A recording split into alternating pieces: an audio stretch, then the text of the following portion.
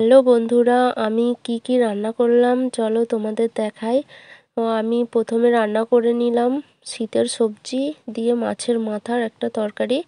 তো সেই জন্য আমি নিয়ে নিয়েছি গাজর, মূলো, রাঙা আলু আর আলু। তারপর নিয়ে নিয়েছি সিম, পেঁপে, বেগুন, সজনে ডাঁটা আর ক্যাপসিকাম, মটরশুঁটি আর হচ্ছে পেঁয়াজকলি।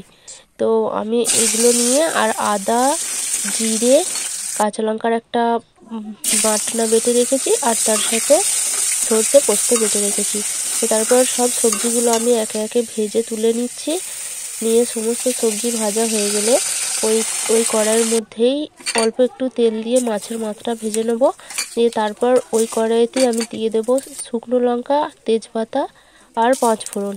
তো ফোড়নটা আমার রেডি হয়ে গেলে আমি এর মধ্যে দিয়ে দেবো পেঁয়াজ কুচিটা ভালো করে ভেজে নিয়ে তারপর দিয়ে দেবো বাটা মশলাটা, মানে আদা, জিরে আর কাঁচা লঙ্কা বাটাটা।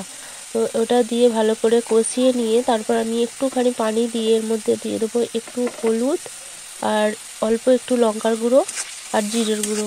যেহেতু আমার কাঁচা লঙ্কা বাটা আছে আবার ফোড়নে শুকনো লঙ্কা দেওয়া আছে, তাই লঙ্কাটা একটু অল্পই দেবো।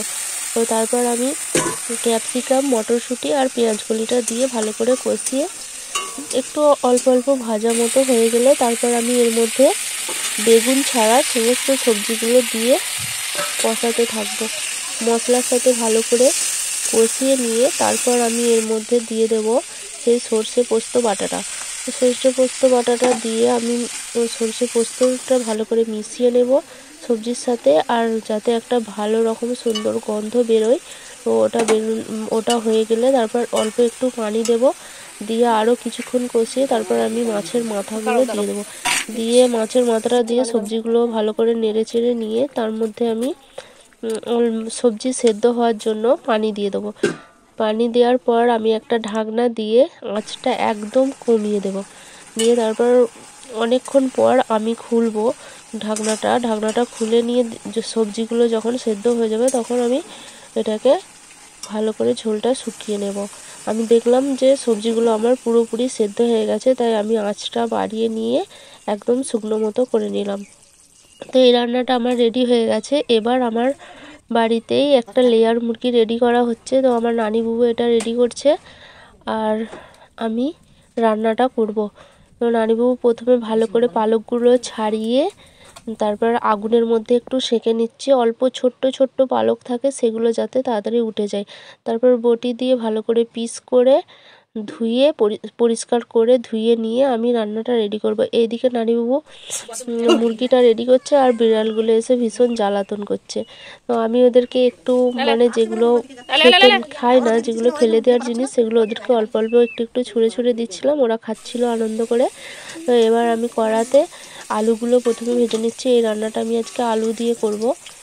আমার ওটা আলু না দিয়েও খেতে ভালো লাগে, কিন্তু আজকে আলু দিয়েই রান্না করব। তো আলুটা ভেজে নেওয়ার পর আমি একটা প্রেসার কুকারের মধ্যে সরষের তেল দিয়ে শুকনো লঙ্কা আর তেজপাতা ফোড়ন দিয়ে দিলাম। তারপর আমি দিয়ে দিলাম পেঁয়াজ কুচি।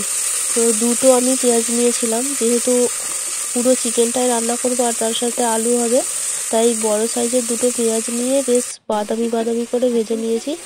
লালচে লালচে ভাজা হয়ে গেলে তারপর আমি এর মধ্যে আদা রসুন বাটা দিয়ে দিলাম। ভরে ভরে 2 চামচ আদা রসুন বাটা দিয়েছি। তো আদা রসুন বাটাটাও ভালো করে পেঁয়াজ আদা রসুন সুন্দরভাবে ভাজা হয়ে গেলে এরপর চিকেনটা দিয়ে আমি আর চিকেনটাকে একটু ভাজা ভাজা করে নেব। প্রথমে চিকেনটা ভেজে নিলে চিকেনের মধ্যে যে একটা গন্ধ থাকে, সেই গন্ধটা থাকে না, খুব সুন্দর খেতে ভালো লাগে। তো এটা দেওয়ার পর আমি কিছুক্ষণ ভাজার পর আমি নুন আর হলুদ দিয়ে আরও কিছুক্ষণ ভাজতে থাকবো।